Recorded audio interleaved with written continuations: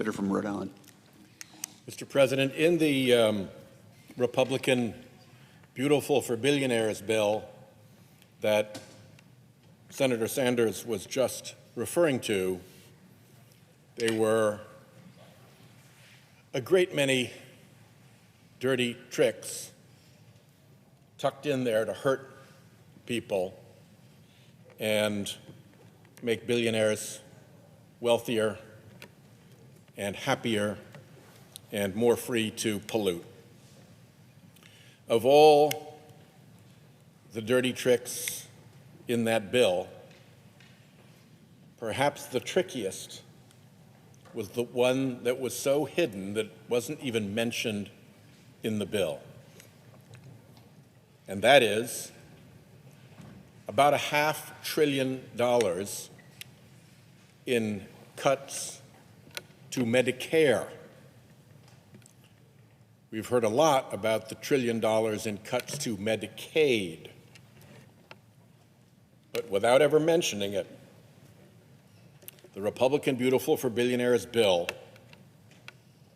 will cut Medicare by $500 billion, give or take. How does it do that? It does that by adding $4.1 trillion to the deficit. One bill, one act of Congress, $4.1 trillion piled on our national debt.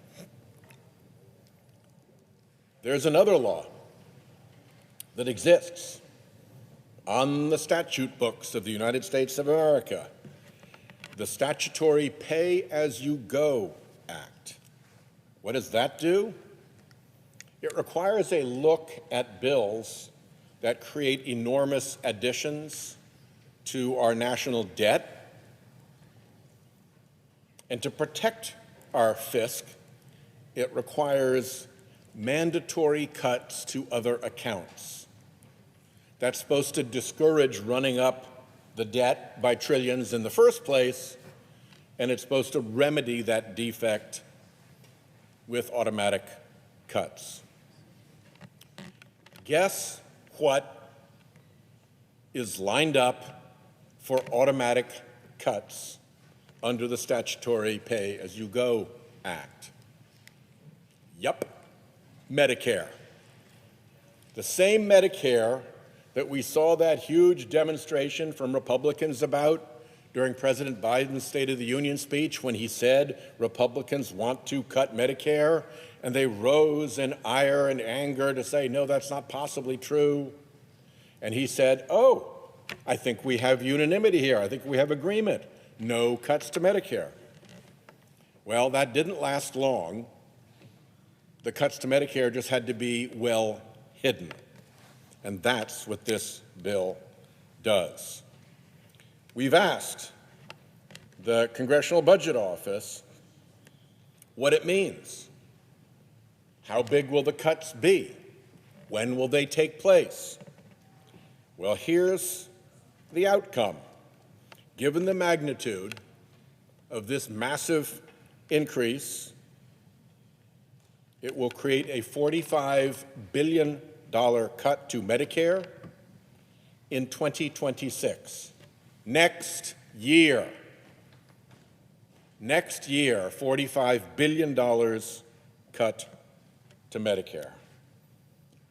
Unfortunately, it's not a one-time thing. It's going to keep going.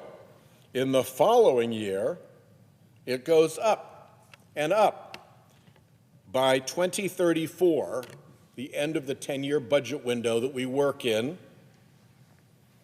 the annual cut to Medicare will be $76 billion. If you stack up all those cuts year after year to Medicare, starting in 26 and going through 2034, the total cut to Medicare from the Beautiful for Billionaires bill is $491 billion. That's where I get $500 billion from. I'm rounding the $491 billion number CBO gave us for the total hit to Medicare done by Republicans in their Beautiful for Billionaires bill. To head this off, we're going to have to pass legislation that exempts Medicare from those coming pay-go cuts that are going to happen automatically by operation of law unless we take that step. Now, Republicans could have, at the time, put a simple provision in their Beautiful for Billionaires bill saying, for purposes of this bill, Medicare is exempted from the pay-go program. They could have protected, with very simple language, against a looming $500 billion cut to Medicare. They chose not to. They chose not to. And the question is, was that an oversight? Or is this a trick to try to tee up cuts to Medicare that they don't have to own? Well, here's a clue as to whether that was a trick or an oversight. And that is that in the other side of this building, over at the House of Representatives, the Republican-controlled House is sending over a continuing resolution to fund the government. They could have put this correction in that bill. They could have added a simple line saying, when it comes to Medicare and the huge addition to the debt from our Beautiful for Billionaires bill, pay-go sequestration will be lifted. Again, they chose not to do that. Now, the American public might not be familiar with sequestration and with automatic cuts and how that all works, but I'll tell you what, people around here are. Lots of people around here know very well that when you dump $4+ trillion onto the national debt, it is going to cascade into cuts to these other accounts, and those other accounts include Medicare. So to plead innocence about this not being the intention all along is completely unsupportable. To say that it was just an innocent oversight in the Beautiful for Billionaires bill is unsupportable. And now, with the continuing resolution coming over from the House,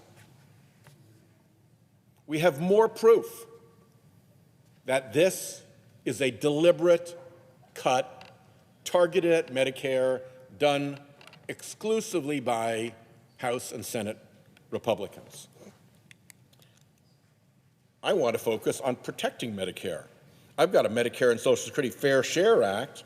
It would require people with incomes over $400,000 to pony up equivalent to what regular workers pay on the higher part of their salary. And that would protect benefits in Medicare as far as the eye can see, as far as the actuarial eye can see for Medicare and Social Security.